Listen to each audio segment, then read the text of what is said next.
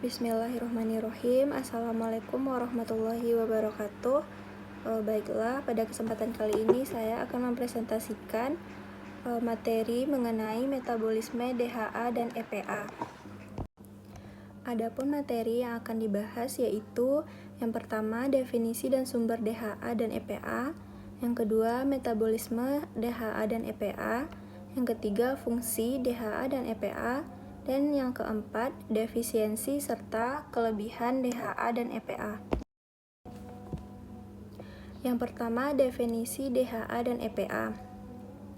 DHA adalah kependekan dari docosahexaenoic acid, asam lemak yang termasuk dalam kelompok omega 3. Komposisi otak terdiri dari lemak yang sekitaran seperempatnya dihasilkan oleh DHA. Saat menganalisis struktur otak, ilmuwan menemukan bahwa DHA merupakan bagian dari struktur membran neuron.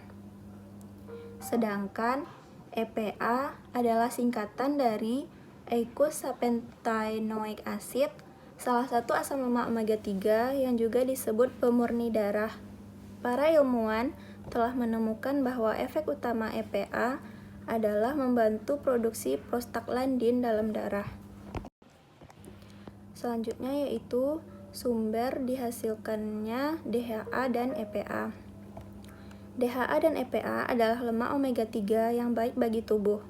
Sumber makanan yang mengandung zat ini antara lain rumput laut, salmon, tuna, makarel, sarden, minyak ikan, dan juga kuning telur. Ini adalah tabel kandungan asam lemak omega 3 dan omega 6 yang terdapat EPA dan DHA pada beberapa makanan.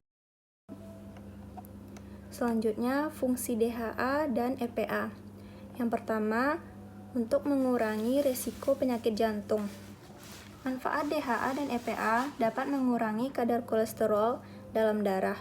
Pemumpukan jenis kolesterol pada pembuluh darah dapat memicu penyakit jantung dan stroke. Dengan konsumsi rutin suplemen yang mengandung DHA dan EPA dapat mengurangi risiko penyakit tersebut.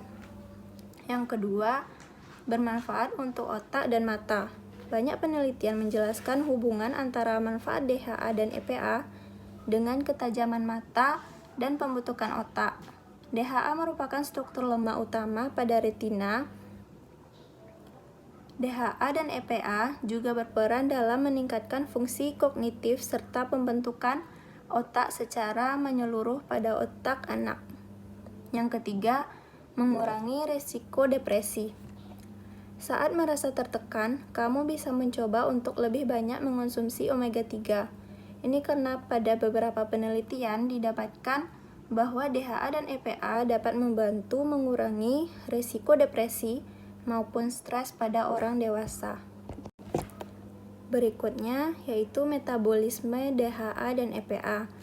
Asupan zat gizi yang harus diperhatikan, kecukupannya pada fase yang golden age antara lain asam lemak, omega 6, asam lemak tak jenuh yang paling penting adalah asam lemak omega 3, seperti eicosapentaenoic acid atau EPA dan docosahexaenoic acid atau DHA yang merupakan zat gizi makro. EPA dan DHA yang sangat kuat berperan penting dalam menstimulasi faktor transkripsi pada hipokamus yaitu peroxisome proliferator activate receptor atau PPARs yang akan mengatur tingkat plastisitas sinaptik neuron otak.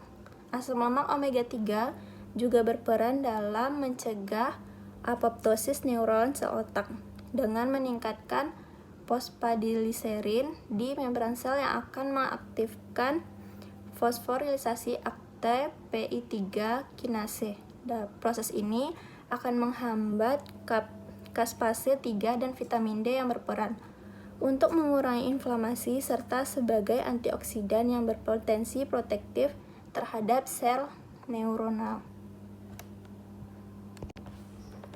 Materi selanjutnya yaitu defisiensi DHA dan EPA.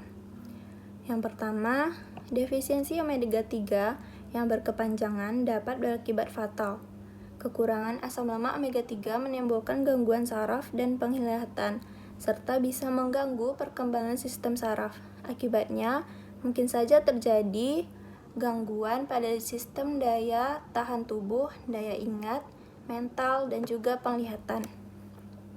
Yang kedua, kekurangan asam lemak omega 3 yang disebabkan oleh asupan yang kurang karena adanya penyakit dapat mengurangi daya serap, dapat menghambat perkembangan otak, kesehatan fisik, dan juga interaksi memiliki efek yang kuat dalam pembentukan perkembangan kognitif.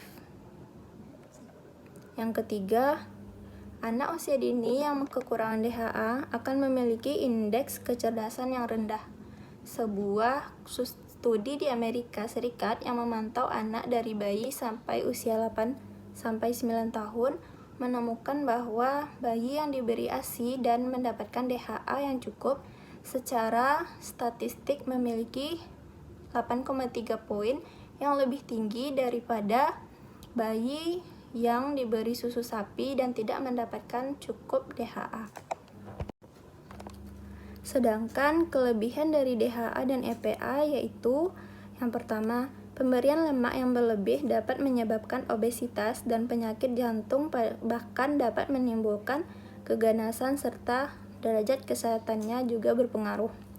Yang kedua, dapat meningkatkan kadar kolesterol LDL yang dapat memacu terjadinya aterosklerosis dan penyakit jantung koroner. Terakhir, kesimpulannya yang dapat kita ambil yaitu omega 3 merupakan asam lemak tak jenuh ganda yang mempunyai banyak manfaat.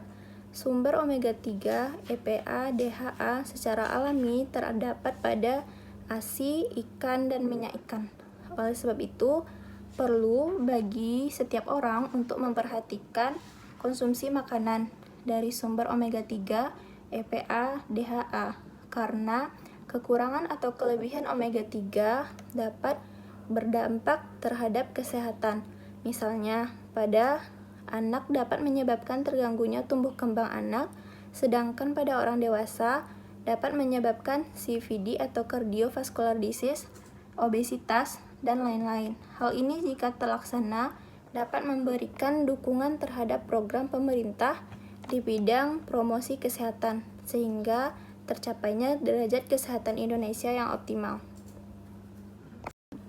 Baiklah, hanya sebanyak itu materi yang dapat saya sampaikan. Kalau ada kesalahan kata, saya minta maaf. Wassalamualaikum warahmatullahi wabarakatuh.